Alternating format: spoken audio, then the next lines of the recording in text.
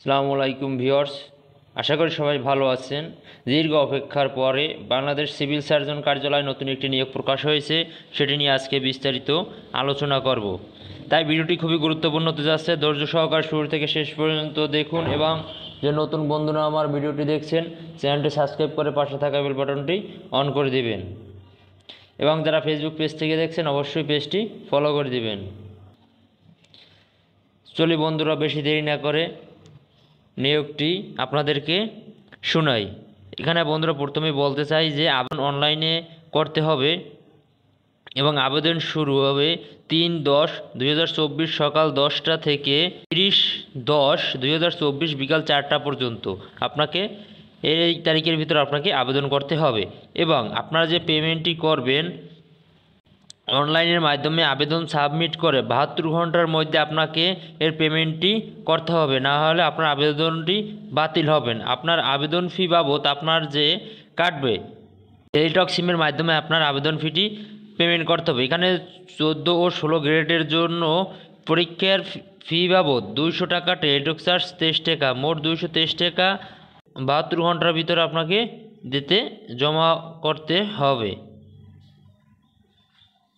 এখানে বন্ধুরা যে SMS এর মাধ্যমে আপনারা পেমেন্টটি করবেন, এখানে প্রথম যে SMSটি করবেন CS দিনাজ স্পেস ইউজার আইডি দিয়ে 1622 নম্বরে পাঠাবেন। তারপর আপনাকে একটি SMS দেওয়া হবে, সেখানে একটি পিন দেওয়া হবে। তখন দ্বিতীয় SMSটি দেবেন CS দিনাজ space ES space PIN number 1622 নম্বরে আপনি সেন্ড করবেন। তাহলে আপনার একটি ইউজার আইডি এবং একটি পাসওয়ার্ড দেওয়া হবে।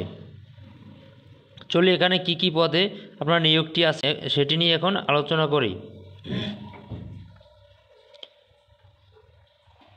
এখানে দেখেন 5 নাম্বার আছে ড্রাইভার, এর পদসংখ্যা 4টি, গ্রেড হচ্ছে 16। এর শিক্ষাগত যোগ্যতা কোনো শিক্ষা প্রতিষ্ঠান থেকে কোনো স্বীকৃত শিক্ষা বোর্ড হতে জুনিয়র স্কুল সার্টিফিকেট বা সমান পরীক্ষা বা 8ম শ্রেণী পাস হতে হবে। হালকা গাড়ি বৈধ লাইসেন্স থাকতে হবে এবং অভিজ্ঞতা সম্পূর্ণ চালকগণ অগ্রাধিকার বেশি পাবেন।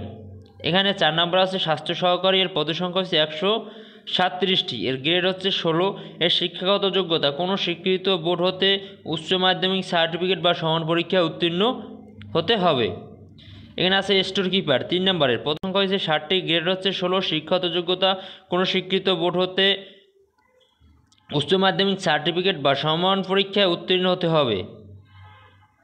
এখানে 2 নম্বর আছে পরিসংখ্যানবিদ, পদসংখ্যা হচ্ছে 5, পদসংখ্যা হচ্ছে 5, গ্রেড হচ্ছে 14। এর শিক্ষাগত যোগ্যতা কোনো স্বীকৃত বিশ্ববিদ্যালয় হতে পরিসংখ্যান, গণিত, অর্থনৈতিক বিষয়ে স্নাতক বা সমমানের ডিগ্রি থাকতে হবে, কম্পিউটার ব্যবহার অভিজ্ঞতা থাকতে হবে। এখানে 1 নম্বর আছে কম্পিউটার অপারেটর, পদসংখ্যা হচ্ছে 1, গ্রেড হচ্ছে 14। এর শিক্ষাগত যোগ্যতা কোনো স্বীকৃত বিশ্ববিদ্যালয় হতে স্নাতক বা সমানে CGPA স্নাতক বা সমান ডিগ্রি, কম্পিউটার ব্যবহার দক্ষতা অভিজ্ঞতা থাকতে হবে। প্রতি মিনিটে বাংলা 45 শব্দ, ইংরেজি 70 শব্দ প্রতি মিনিটে টাইপিং জানতে হবে এবং কম্পিউটার টাইপিং প্রতি মিনিটে বাংলায় 25, ইংরেজিতে 30 শব্দ পারদর্শী হতে হবে। এখানে যে কিছু শর্তগুলি আছে সেটি হলো বিশেষ নির্দেশনা। এখানে প্রার্থীকে অবশ্যই বাংলাদেশ নাগরিক ও দিনাজপুর জেলার স্থায়ী বাসিন্দা হতে হবে। নিয়োগ বিজ্ঞপ্তি বর্ণিত পদসমূহ নিয়োগের ক্ষেত্রে সরকার কর্তৃক জারিকৃত সর্বশেষ আইন, বিধি, নীতি ও কোটা অনুসরণ করা হবে। এখানে শুধু বন্ধুরা দিনাজপুর জেলার প্রার্থীগণ আবেদন করতে। বন্ধুরা এই ছিল আজকের ভিডিওটি যদি ভালো লাগে অবশ্যই আমার চ্যানেলটি সাবস্ক্রাইব করে পাশে থাকা বেল বাটনটি অন করে দেবেন এবং যারা ফেসবুক পেজ থেকে দেখছেন অবশ্যই আমার পেজটি ফলো করে দেবেন। পরবর্তী নতুন চাকরির ভিডিও পেতে আমার চ্যানেলের পাশে থাকুন। সবাই ভালো থাকুন, সুস্থ থাকুন। আসসালামু আলাইকুম।